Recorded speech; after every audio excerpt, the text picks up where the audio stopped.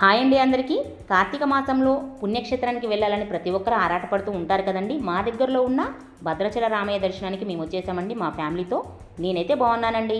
మీరంతా ఆ చల్లని తండ్రి రామయ్య ఆశీస్సులు ఎప్పుడూ మీతో ఉండాలని మనస్ఫూర్తిగా కోరుకుంటుంది మీ సుధామోరంపొడి. ముందుగా గోమాత సేవ చేసుకున్న తర్వాత, దీపారాధన చేసుకున్న తర్వాతనే మేము స్వామివారిని దర్శించుకోవడానికి వెళ్ళామండి. ఇక్కడ దాకా వీడియో వస్తుంది. లోన గర్భగుడి అదంతా ప్రాంగణం తీయడానికి సెల్లెలో లేదు కాబట్టి ఇక్కడ దాకా చూపిస్తున్నానండి.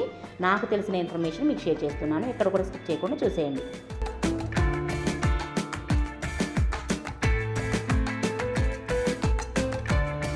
దీపం జీవాత్మకు మాత్రమే కాక పరమాత్మకు కూడా ప్రతిరూపంగా భావిస్తారు. అందుకే దేవునికి పూజ చేసే సమయంలో దీపాన్ని వెలిగిస్తారు. సంవత్సరంలో 365 రోజులు ఉన్నా ప్రతిరోజు దీపం వెలిగించడానికి కొంతమందికి సాధ్యం కాదు కదండి. అయితే కార్తీక పౌర్ణమి రోజు 365 ఒత్తులతో దీపం వెలిగిస్తే అన్ని దోషాలు తొలగిపోతాయని మన పండితులు పురాణాలు చెప్తున్నాయి. ముఖ్యంగా కార్తీక సోమవారాలు కానీ కార్తీక పౌర్ణమి నాడు కానీ ఏ ఆటంకం లేనట్లయితే 365 ఒత్తులు వేసి దీపారాధన చేసినట్లయితే మనకున్న దోషాలన్నీ తొలగిపోతాయండి. ఒకవేళ అప్పుడు కూడా కుదరనట్లయితే ఈ మాసం మొత్తం చాలా ప్రాముఖ్యమైంది కాబట్టి మాసంలో ఏ ఒక్క రోజైనా కూడా దీపారాధన చేసుకోవచ్చు. 365 ఒత్తులు వేసి తులసి కోట దగ్గర కూడా దీపారాధన చేస్తే చాలా మంచిదండి. డైలీ బ్రాహ్మీ ముహూర్త టైంలో చేసుకుంటే ఇంకా మంచి ఫలితాలు అనేది మనకి తెలుస్తాయి.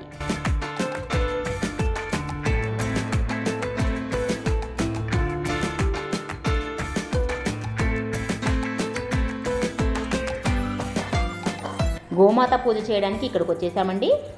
గోమాత పూజ చాలా ముఖ్యమైనదని చెప్పవచ్చండి. ఈ కార్తీక మాసంలో ఒకప్పుడు పార్వతీదేవి పరమేశ్వరునితో, నాదా, జనుల పాపాల నుంచి విముక్తి చెందడానికి ఏదైనా మార్గం ఉంటే తెలపండి అని కోరిందట. అప్పుడు శివయ్య పార్వతీ అమ్మకు ఇలా చెప్పారట: గోమాతకు పూజ చేసినట్లయితే సకల దోషాలు తొలగుతాయని, గోమాత యందు సమస్త దేవతలు కొలువై ఉంటారని చెప్పారట.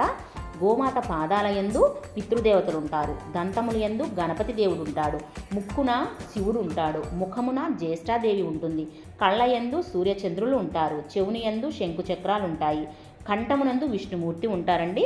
సకల దేవతలు కొలువై ఉన్నది కాబట్టి గోమాతను పూజించడం వల్ల సకల దోషాలు తొలగిపోతూ ఉంటాయి. అదేవిధంగా పృష్ఠభాగాన ఎక్కువగా మనము గోమాతకి పసుపు కుంకుమ సమర్పించుకున్న తర్వాతనే మనము ప్రదక్షిణనే చేస్తూ ఉంటాము. పృష్ఠభాగాన లక్ష్మీదేవి కొలువై ఉంటుందండి. గోమాతని పూజించడం వలన పాపాలను పోగొట్టుకొని ఆయురారోగ్యాలను అష్టైశ్వర్యాలను పొందవచ్చును.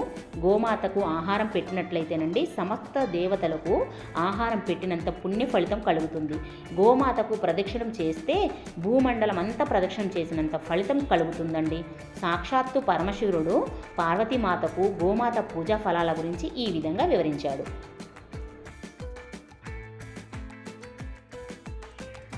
గోమాత సేవ అయిపోయిన తర్వాత 365 ఒత్తులు వెలిగించుకున్న తర్వాత స్వామివారి దర్శనానికి వెళ్తున్నానండి. పూర్తిగా గోమాత సేవ ఏ విధంగా చేయాలి, ఎటువంటి నియమాలు పాటించాలి అనేది కూడా నేను ప్రీవియస్ వీడియోలో షేర్ చేస్తున్నానండి. ఎవరికైనా ఇంట్రెస్ట్ ఉంటే తప్పకుండా చెక్ చేసేయండి. డిస్క్రిప్షన్లో లింక్ ఇస్తాను. ఇంకా గుళ్ళోకి వెళ్తున్నామండి. ఇక్కడ దాకానే సెల్లెలో ఉంటుంది కాబట్టి ఇక్కడ దాకా తీస్తున్నాను వీడియో. కార్తీక మాసం అంటేనే శివకేశవులకి అత్యంత ప్రీతికరమైనది కదండి. ఈ మాసంలో ముఖ్యంగా దీపదానం చేస్తే మనం అనుకున్న పనులు సక్రమంగా నెరవేరుతాయండి. అలాగే ఉసిరి దీపాలు పెడుతూ, ఉసిరి చెట్టు కింద భోజనం చేస్తూ, బ్రాహ్మణునికి స్వయం పాకం ఇస్తూ ఇలా పూజలు అనేది చేస్తూ ఉంటారు. మరొక వీడియోతో మళ్ళీ కలుస్తాను. అంతవరకు సెలవు మరి.